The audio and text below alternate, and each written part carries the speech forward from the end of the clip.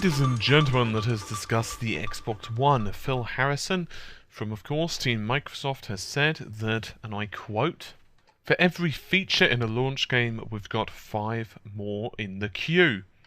So recently, while a lot of people, of course, have been busy discussing the graphics of the PlayStation 4 and the Xbox One, pretty much to add infinity, Microsoft have indeed signed 32 developers for the ID at Xbox, and they're trying to push forward into the indie development space, which is good, in my personal opinion.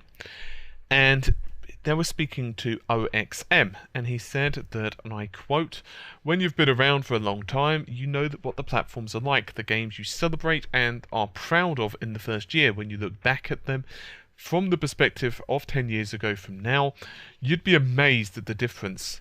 It's a combination of the tools getting better, developers beginning to understand unique architecture to work with." Also, they added, and you're going to love this one because it's from the cloud, "Crucially, this time around, where's the power of the cloud and what that means for game design that can grow and scale indefinitely. Of course, there is a practical limit, but in effect, you're uncapped. I think from a player's perspective, the most exciting part, and that's not just saying for the chips in the box under the television or wherever you position your consoles of choice, it's about what the platform provide over time. We've not had that in a console generation before. There are ideas and visions of what games can be available, a time to build them into launch games. So far, every feature you've seen in launch games, Smart Glass, Game DVR, use of voice with Kinect, there are 5 features in the queue waiting to come out, either in an update or a sequel, or in future versions of the game. The kind of creative and technical innovations that we're seeing in the industry, it's a really good time," end quote.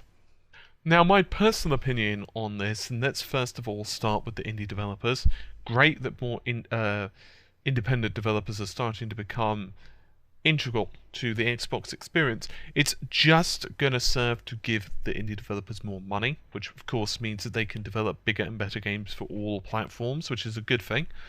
Secondly, it means that it's going to broaden the range of titles on the Xbox, which that's never a bad thing. But regarding the cloud, I think we've spoken quite heavily about its issues before. Obviously, in certain games with cloud rendering, it doesn't really work too well. On the other hand, on other games, it can work extremely well. For example, MMOs, I can imagine the very persistent worlds, which could be huge. And indeed, of course, even things such as dedicated servers. Now, I'd like to add that a lot of this stuff is not new, right? Dedicated servers equals not new, right? We've had persistent game worlds on, for example, World of Warcraft since, I don't know, it's not even World of Warcraft, even Ultima Online, right, technically has persistent game worlds. The difference is it's becoming a hell of a lot more scalable and a lot more affordable due to cloud-based technologies. Rendering, of course, is fairly new for the cloud, but that's gonna come over time, I feel. Now, let's discuss about the technologies. I've heard a couple of smart remarks on comments and forums that I've been kind of looking at, and people have been criticizing that some of the features, such as, say, television, particularly in the UK, aren't available yet. So, yeah, some of the applications aren't available. Some of the parts of the console maybe aren't working quite as well as possible, or as well as they should anyway. But I think that's kind of the nature of it. Microsoft did bite off quite a bit with the Xbox One in terms of how much it can actually handle and how much it can actually do. That's the issue when you're trying to do more than just provide games. But as for the games itself, to be fair, Microsoft launch, in my personal opinion anyway, I feel the launch games are a little stronger than the PlayStation 4. The PS4's launch lineup wasn't bad, is pretty decent, but I did think the 4s wasn't quite up to scratch with the Xbox Ones. I thought the Xbox One, you know, looking at it, it had, for me at least, Rise, which looked kind of shiny, Dead Rising, which looked quite nice indeed. I'll be honest, I am quite a fighting game fan, so I was quite interested to see Killer Instinct. Regardless, I couldn't get the console, but I am going to be getting one early next year. So, yeah, we understand that, of course, new features and so on are going to come out. Microsoft have been heavily criticized with microtransactions, but then, honestly, people are also criticizing Sony for the same thing with GT6.